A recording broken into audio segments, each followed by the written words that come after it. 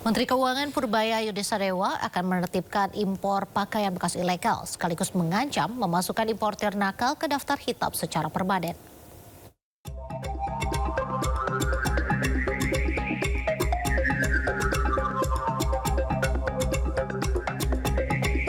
Kementerian Keuangan akan mengeluarkan aturan baru untuk menutup celah kebijakan terkait impor pakaian bekas ilegal.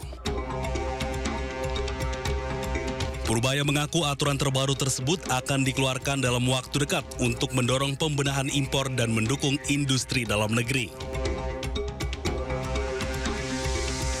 Purbaya pun memastikan akan menindak tegas segala bentuk pelanggaran kebijakan impor yang akan segera diperbarui demi menekan masuknya barang ilegal.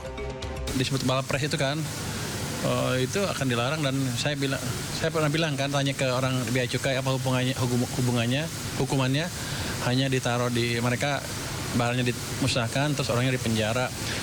Saya bilang saya rugi, cuma udah ngeluarin uang buat musnahin barang terus masih makan orang lagi. Jadi nanti barangnya dimusnahkan, orangnya denda, di penjara juga dan akan di blacklist. Sementara itu, Gubernur Jakarta Pramono Anung mendukung langkah pemerintah. Menurut Pramono, praktik jual beli barang bekas itu merugikan. Pramono juga berjanji Pemprov Jakarta akan memberi pendampingan kepada para pedagang yang terdampak. Saya sudah meminta pendampingan dari UMKM dan dinas terkait lainnya untuk melakukan pelatihan kepada para pedagang. Jangan kemudian kalau thrifting ini nggak ada yang diuntungkan.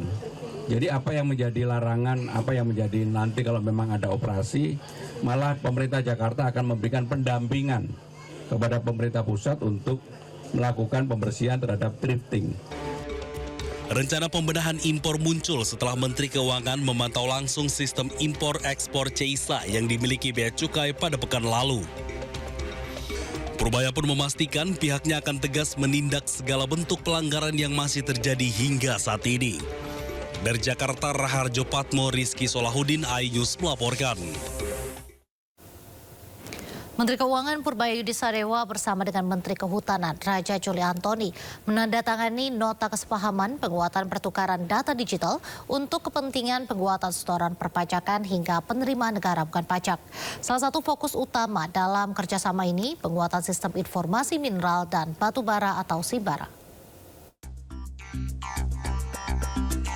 Menteri Keuangan Purbaya Yudhisadewa bersama dengan Menteri Kehutanan Raja Juli Antoni resmi menandatangani nota kesepahaman penguatan pertukaran data digital untuk kepentingan penguatan setoran perpajakan hingga penerimaan negara bukan pajak. Purbaya menjelaskan bahwa salah satu fokus utama dalam kerjasama ini adalah penguatan sistem informasi mineral dan batu bara yang nantinya akan terhubung langsung dengan data sektor kehutanan. Melalui sistem ini, perusahaan yang belum memenuhi kewajiban pajak atau PNBP dapat langsung terdeteksi dan otomatis diblokir aktivitas produksinya. Asosiasi itu basically optimalisasi penerimaan negara di sektor kehutanan. Beliau yang lebih ngerti daripada saya. Terus ada nanti penguatan basis pajak dan kepatuhan fiskal dan lain-lain.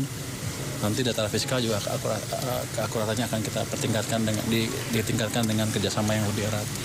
Jadi sebelumnya sudah ada kerjasama, tapi biasalah ada kendala sana sini. Jadi dengan ditanganinya nota kesepahaman ini harusnya ke depan akan lebih lancar lagi. Dan potensi income-nya amat besar kalau ini bisa dijalankan dengan baik. Purbaya mengklaim potensi penerimaan negara dari penguatan pengawasan pembayaran perpajakan di sektor kehutanan ini sangat besar. Namun Menteri Keuangan belum berani mengungkapkan besarannya meski sempat menyebut bisa mencapai ratusan triliun.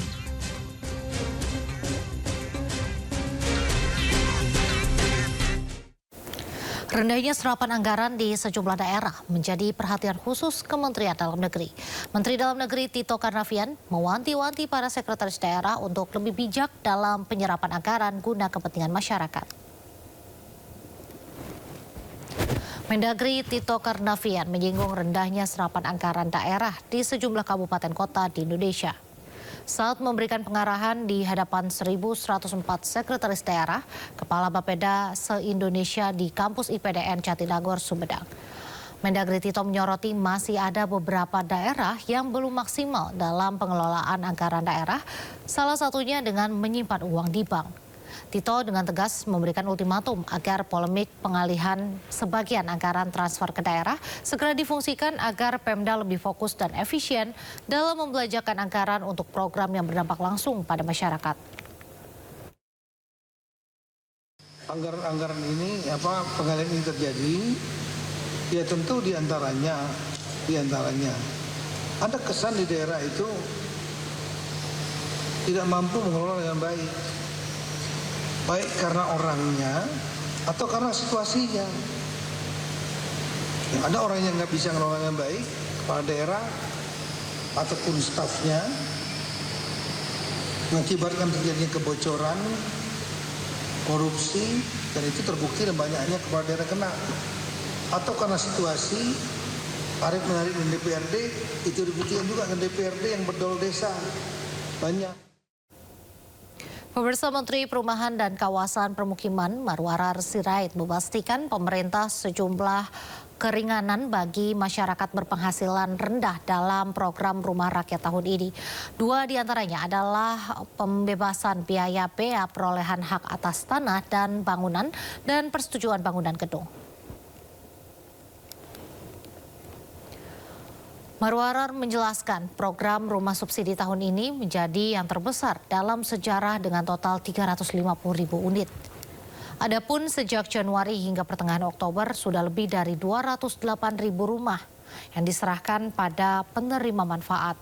Selain bebas BPHTB dan PBG, program tersebut juga menawarkan bunga kredit yang disubsidi 5% per tahun dan uang muka hanya 1%.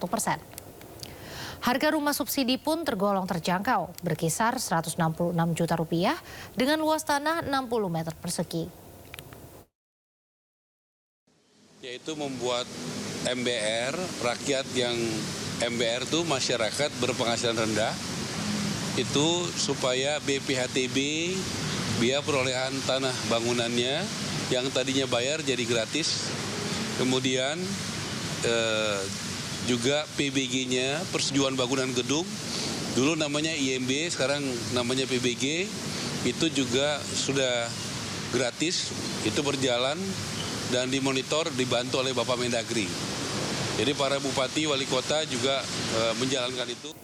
Kembali di Sindosore, pemirsa, seorang siswa sekolah rakyat menengah atas kirim pesan penuh harapan kepada Menteri Keuangan RI Purbaya Yudi Sadewa. Bahkan sang siswa menyelipkan semangat dan ucapan terima kasih pada Menteri Koboi tersebut.